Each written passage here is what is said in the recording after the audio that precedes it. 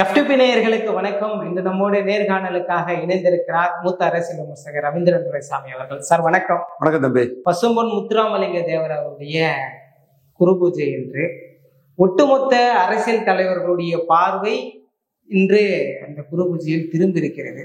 அதுவும் இந்த தேசிய தலைவர் அதன் மீதான கான்ட்ரவர்சியும் இங்க பலரும் பல விதமா பேசிட்டு இருக்காங்க.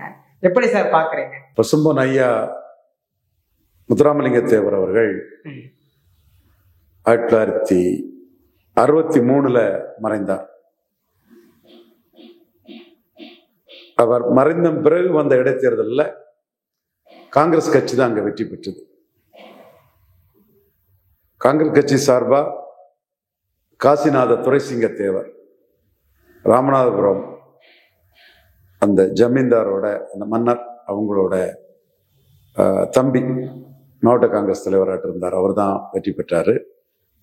ஃபார்வர்ட் பிளாக் ஆதரித்த வேட்பாளரை விட ஒரு 8000 ஓட்டில் தான் வெற்றி பெற்றார். இது அவர் மறைந்ததுமே அந்த தொகுதியை காங்கிரஸ் கட்சி கைப்பற்றி கொண்டது. உயிரோடு இருக்கிறதோடு அவர் தான் வெற்றி பெற்றார். மறைந்ததும் காங்கிரஸ் வெற்றி பெற்றதுங்கிறது ஒரு வரலாற்று உண்மை.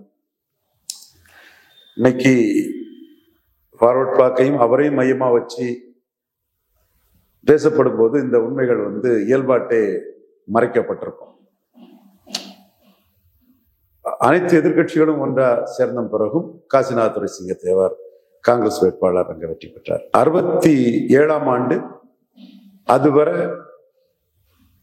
திராவிட கட்சிகளோட கூட்டணி இல்லைன்னு திராவிட கட்சிகளுக்கு எதிராக அண்ணாவுக்கு எதிராக கடுமையா பசும்பொன் முத்துராமலிங்க தேவர் இவர் அண்ணாமலை தமிழக பாஜக தலைவர் அதை குறிப்பிட்டிருந்தார் கவுன்சிலிங் இல்லையா. அதனால இந்த கூட்டணியே உடைவுக்கு ஒரு முக்கியமானது இல்லை. அந்த மாதிரி தீவிர திராவிட கட்சிகள் எதிர்ப்புல இருந்த ஐயா பசும்பொன் முத்துராமலிங்க தேவருடைய ஃபார்வர்ட் பிளாக் 1967ஆம் ஆண்டு திமுக கூட்டணியில இடம்பெற்றது. கடைசியா பசும்பொன் முத்துராமலிங்க தேவர் அவர்கள் 1962ஆம் ஆண்டு 1.3 விழுக்காடு வாக்குகளும் 3 எம்எல்ஏ ஒரு எம்பி, அவர் ஒரு எம்பியா ஜெயித்தாரு. 3 எம்எல்ஏக்கள் அந்த கட்சியில இருந்தாங்க. ஒண்ணு முதுகுளத்தூர் இரட்டை உறுப்பினர் தொகுதி என்பது 62ஆம் ஆண்டு திருச்சுழி முதுகுளத்தூர்னு பிரிஞ்சிடுச்சு. அதுல திருச்சுழியில அட்டவணை பிரிவு மக்கள் தேவேந்திரகுல வேளாளர் மக்கள் முதுகுளத்தூர் கலைவரத்துக்கு பிறகும் தேவரையாவுக்கு மிகப்பெரிய ஆதரவு வளையத்தை கொடுத்ததுல அந்த திருச்சுழியில ஃபார்வர்ட் பிளாக் ரொம்ப பெரிய லீடிங்ல ஜெயித்திருக்கும். முதுகுளத்தூர்ல கூட வெற்றி பெற்றது சசிவர்ண தேவர் தான் வெற்றி பெற்றாரு. சசிவர்ண தேவர் தான் வெற்றி பெற்றாருன்னு நினைக்கிறேன். சசிவர்ண சிட்டிங் எம்எல்ஏ தான் சசிவர்ண தேவர், அவர் தான் வெற்றி பெற்றாரு. ஆனா வாக்கு சதவீதம் குறைவுதான். 62ஆம் ஆண்டு பசும்பொன் முத்துராமலிங்க தேவர் 2 தொகுதியில போட்டியிடல.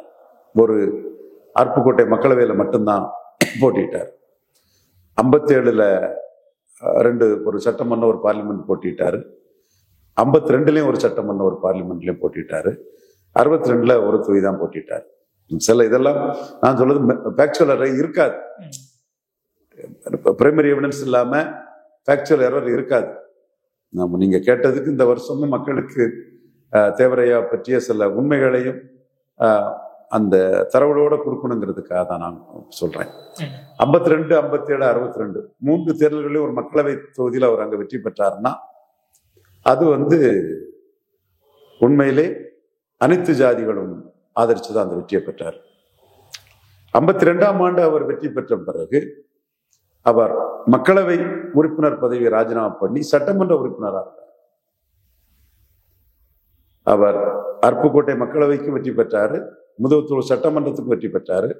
52 சுதந்திரத்துக்கு பிறகு முதல் பொது தேர்தலில் ஆனா அவர் மக்களவையை ராஜினாமா பண்ணார்.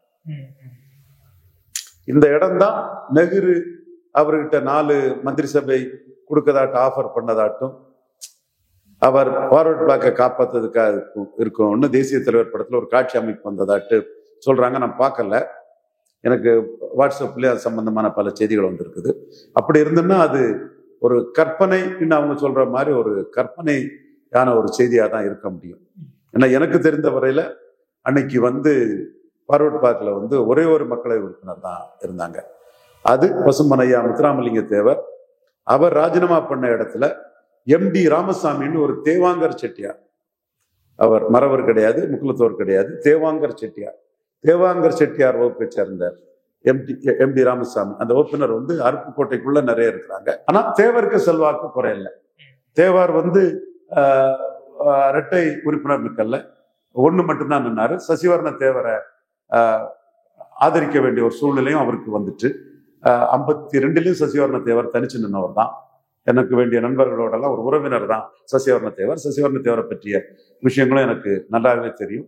அதுல வேலுச்சாமி நாடாரை பற்றி சசிவர்ண தேவர் என்ன சொன்னாருங்கிற அந்த அமைதி கூட்டம் சம்பந்தம் இதுவும் சசிவர்ண தேவரோட சட்டசபை பேச்சுல இருக்குது. எல்லாமே இப்ப தேவையில்லை.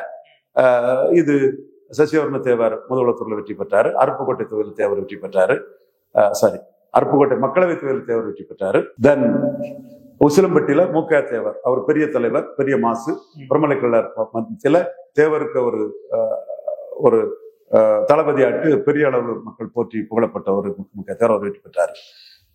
தென் சசிவர்ண தேவர் திருச்சுள்ளியில ஒரு கேண்டிடேட் மூக்க தேவர், 3 பேர் வெற்றி பெற்றாங்க. தேவர் பார்லிமெண்ட்ல வெற்றி பெற்றாங்க. அந்த தேர்தலில் அருப்புக்கோட்டையில நின்ன தேவர் வேட்பாளர் தோல்வி அடைஞ்சாரு. அது ஒரு சின்ன அரசியல் தான், ஜாதி அரசியல் இருக்கத்தானே செய்யும்.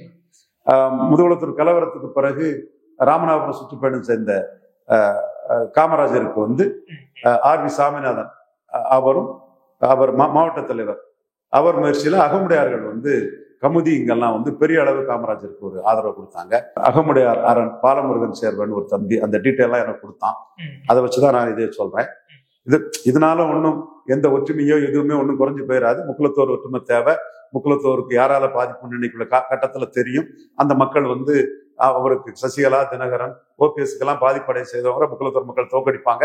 அதுக்கு தான் நானும் அரசியல் ரீதியா வெளிப்படையா சொல்லிட்டு தான் உழைக்கிறேன்.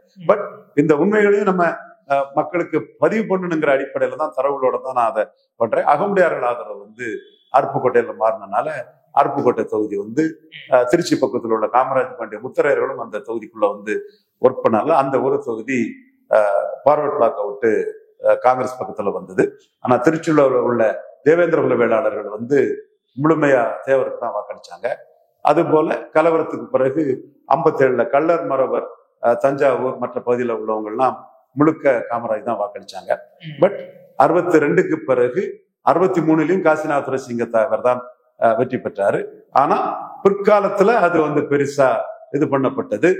அதுக்குதான் நான் புதிய தலைமுறையில ஒரு இது சொல்லியிருந்தேன். மீண்டும் அதை நான் சொல்ல விரும்பல. துரை கருணா போன்ற MGR தொண்டர்கள் அதுல வேதனைப்பட்டாங்க. சைத துரைசாமி அண்ணன் வேதனைப்பட்டாப்புல. எனக்கு இவர்களை வேதனைப்படுத்தணுமோ எதுவுமே எனக்கு நோக்கம் கிடையாது.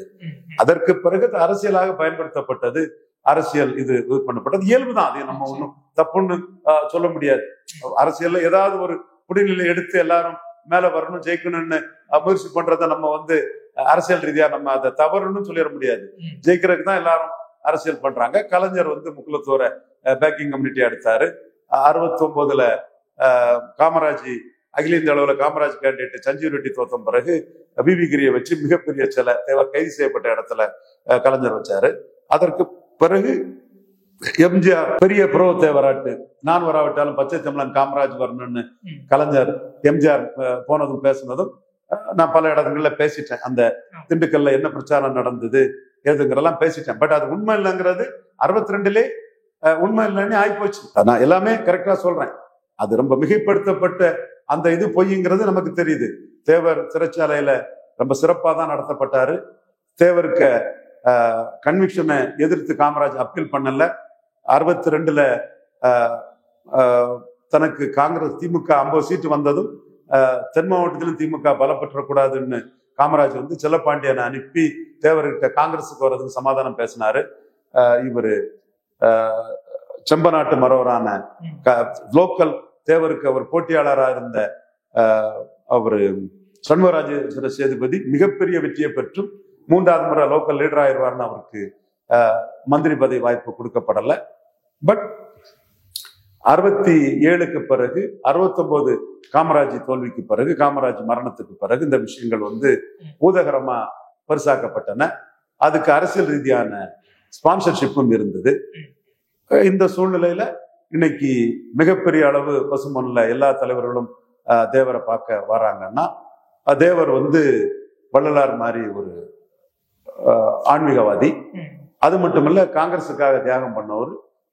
காங்கிரஸ் கட்சியில உரிய பலனை பெறலைங்கிற ஒரு எண்ண ஓட்டமும் எல்லா ஜாதி மக்கள் மத்தியிலும் இருக்குது. தேவர் புகழ் முதல்நிலை ஆதாரத்தோடு சமூக காழ்ப்புணர்வு இல்லாமல் உண்மையை அனைத்து சமூக மக்களும் புரிந்து கொண்டு ஓங்கட்டும் என்பது என்னுடைய மனமார்ந்த விருப்பம். அதுல துவேஷம், வன்மம், காழ்ப்புணர்ச்சி இன்னும் ஒரு கும்பல் பண்ணிக்கிட்டே இருக்கிறாங்க. முதல்நிலை ஆதாரம் இல்லாம கடவுள் அவர்களுக்கு நல்ல புத்தியையும், தேவர் புகழ் ஓங்கட்டும். அதே வேளையில ஃபேக்ட் செக் டீம் படி நான் சொல்றதை எல்லாருமே செக் பண்ணி நீங்க கன்ஃபார்ம் பண்ணிடுங்க. பிரைமரி எவிடன்ஸோட உள்ள விஷயங்களை நீங்க சொல்லுங்க. வன்மம், துவேஷம், காழ்ப்புணர்ச்சியை விட்டுக்கிட்டு பசும்பொன் தேவரையா ஒரு ஆன்மீகவாதி என்ற அடிப்படையிலும் அவர் செய்த தியாகத்திற்குரிய பலன் சுதந்திரத்துக்கு ஒரு கிடைக்கல என்பதும் என்றும் நாம் ஏற்றுக்கொள்ளத்தக்கது என்பதை கூறி விடைபெறுகிறேன். நன்றி, வணக்கம்.